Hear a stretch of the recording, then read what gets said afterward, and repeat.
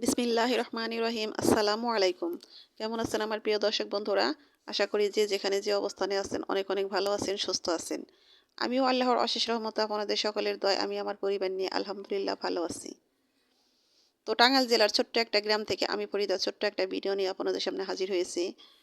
তো আশা করি ভিডিওটা আপনাদের অনেক ভালো লাগবে। কাছে কিংবা দূরে, দেশ ও দেশের বাহির থেকে যে যেখান থেকে এই মুহূর্তে আমার ভিডিওটা দেখতেছেন, আমার এই ভিডিওটার সাথে যুক্ত আছেন, তাদের সবার প্রতি রইল আমার মন থেকে অনেক অনেক দোয়া এবং আন্তরিক ভালোবাসা। তো বন্ধুরা, ভিডিওর শুরুতে একটি কথা না বললেই নয়। তো যারা এই মুহূর্তে আমার ভিডিওতে যুক্ত আছেন, আমার এই ভিডিওটা দেখতেছেন, যদি লাইক দিতে ভুলে গিয়ে থাকেন তাহলে প্লিজ মনে করিয়ে দিলাম, মনে করে একটা লাইক দিয়ে দিবেন। তো বন্ধুরা, অনেক সকাল থেকে ভিডিওটা শুরু করেছি। তো সকালবেলা ঘুম থেকে উঠে দেখি উঠান ভর্তি শুধু আমের মুকুল।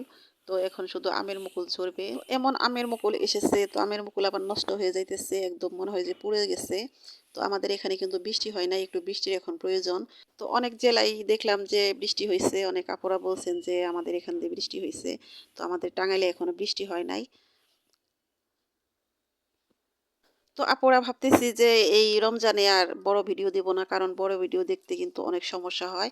কারণ একজনের ভিডিও তো আর দেখা হয় না, অনেকের ভিডিও দেখতে হয়, সময় দিতে হয়। তো এত লম্বা ভিডিও যদি দেখতে যাই তাহলে কিন্তু অনেক সমস্যা হয়ে যায়, যেহেতু রমজানের মাস, এটা ইবাদতের মাস, সিয়াম সাধনার মাস। তো সব কিছু ফেলে যদি শুধু ভিডিও নিয়ে বসে থাকি তাহলে তো নিজেকে ক্ষমা করতে পারবো না। সে কারণে ভাবতেছি যে একটু ছোট করে দেব।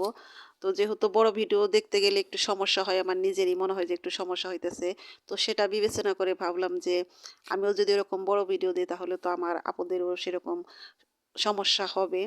তো সেটা বিবেচনা করেই ভাবতেছি যে যত করে ছোট করে হোক ভিডিও দেব। তো ভাবছিলাম যে ভিডিও দেব না, কিন্তু ভিডিও না দিলে তো সবাই আমাকে ভুলে যাবেন। তো সে কারণে কন্টিনিউ থাকার জন্য যেটুকু না দিলেই নয়, সেটুকুই আমি আপনাদের সাথে শেয়ার করব। তো আজকে এই রান্নার ভিডিওটা কিন্তু অনেক আগের ছিল, সেটাই আমি আজকে আপনাদের সাথে শেয়ার করব, কারণ আজকে অন্যান্য কোনো ভিডিও করিনি। তো এখন কপি ভাজিটা করব, কপি ভাজি করে তারপরে আমার গাছের যে লাউ, দেশি লাউ, সেই লাউটা রান্না করব চিংড়ি মাছ দিয়ে।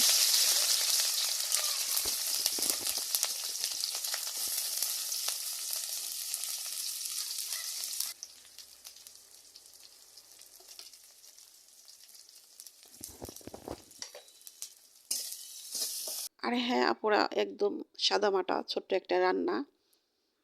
তো এই তো কপি ভাজিটা করবো। তো কপি ভাজির মধ্যে কিন্তু আমি পাঁচফোড়ন দিই, তো পাঁচফোড়ন ছিল না, সে কারণে শুধু জিরাটাই দিয়েছি। জিরা দিয়ে এই কপিটা আমি ভাজি করব, ফুলকপি ভাজি। ফুলকপি ভাজি খেতে কিন্তু বেশ মজা লাগে। তো এবছর মনে হয় যে 2 দিন খেলাম ফুলকপি ভাজি, আর সবজি ভাজি খেয়েছি মনে হয় যে 2 দিন না 3 দিন। সবজি তরকারি যাই বলেন রান্না করি না কেন, কোনো কিছুই শেষ হয় না, একদম মানুষ কম বাড়িতে, সে কারণে রান্না একদম সীমিত। তো এই তো আমার ভাজিটা কমপ্লিট, ভাজিটা হয়ে গেছে। এখন এই ভাজিটা নামিয়ে তারপরে আমি লাউটা বসিয়ে দিব। তো আমার এই গাছের লাউ কিন্তু মাশাল্লাহ খেতে অনেক মজা, অনেক অনেক লাউ খেলাম এবার।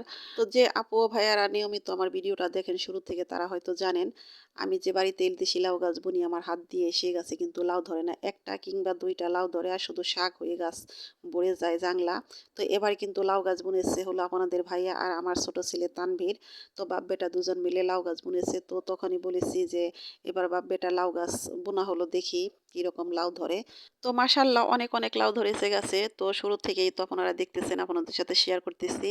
তো শুরুতে যেরকম লাউ ধরেছিল তার চেয়ে কিন্তু এখন আরো বেশি ধরতেছে। তো আমি তো কিছুদিন যাবত লাউ গাছের যত্নই ছেড়ে দিয়েছিলাম, লাউ গাছে পানি দিইনি। তো এখন যে আবার নতুন করে যেরকম লাউ আসতেছে দেখে অনেক ভালো লাগতেছে, এখন কিন্তু নতুন করে আবার লাউ গাছের অনেক যত্ন নিতেছি।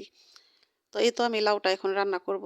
তো লাউ তরকারিতে কিন্তু শুকনা মরিচের ঝালটা চলে না, শুকনা মরিচ না দিলেই ভালো। তারপর আমি একটু দিয়ে দিলাম কাঁচা মরিচে, অল্প ঝালে কিন্তু লাউ তরকারি রান্না করতে হয়, শুধু লাউ না, যেমন মূলা, মিষ্টি কুমড়া, তারপরে চাল কুমড়া, এগুলা কিন্তু ঝাল চলে না। আর বিশেষ করে শুকনা মরিচের ঝাল তো চলেই না। শুকনা মরিচের ঝালটা না দিলে শুধু কাঁচা মরিচ দিয়ে রান্না করলে কিন্তু তরকারির কালারটাও খুব সুন্দর থাকে, দেখতে ভালো লাগে। তো অন্যান্য তরকারি চেয়ে কিন্তু এই লাউ তরকারিটা আমার কাছে বেশি মজা লাগে, আর এটা কিন্তু খাওয়াও শরীরের জন্য অনেক ভালো, শরীরটা ঠান্ডা থাকে। তো আমাদের প্রিয় নবী হজরত মোহাম্মদ সাল্লাল্লাহু আলাইহি সাল্লাম নাকি এই লাউ তরকারি বেশি ভালোবাসতেন, বেশি পছন্দ করতেন। তো তার জন্যই নাকি এই লাউটা কিন্তু আসলেই আমরা অনেক সবাই বেশি বেশি পছন্দ করি। আর এটা শরীরের জন্য কিন্তু অনেক উপকারী। আর এই আমাদের গাছের লাউ কিন্তু কোনো মেডিসিন না, এই লাউটা এত সুন্দর গলে, একদম অনেক সুন্দর গলে যায়, রান্না করলে খেতেও কিন্তু বেশ মজা লাগে। আর আমার জাংলাতে কিন্তু 2 ধরনের লাউ, একটা হলো একটু খাটো সাইজ আর একটা হলো লম্বা সাইজ। তো দুইটা লাউই কিন্তু খেতে বেশ মজা। তো এই গাছের লাউ অনেকেই নিয়ে খেয়েছে, আবার আশেপাশে সবাইকে একটা একটা দিয়েছি। সবাই বলেছে লাউ অনেক মজা, খেতে অনেক ভালো লাগে। আসলেই অনেক মজা।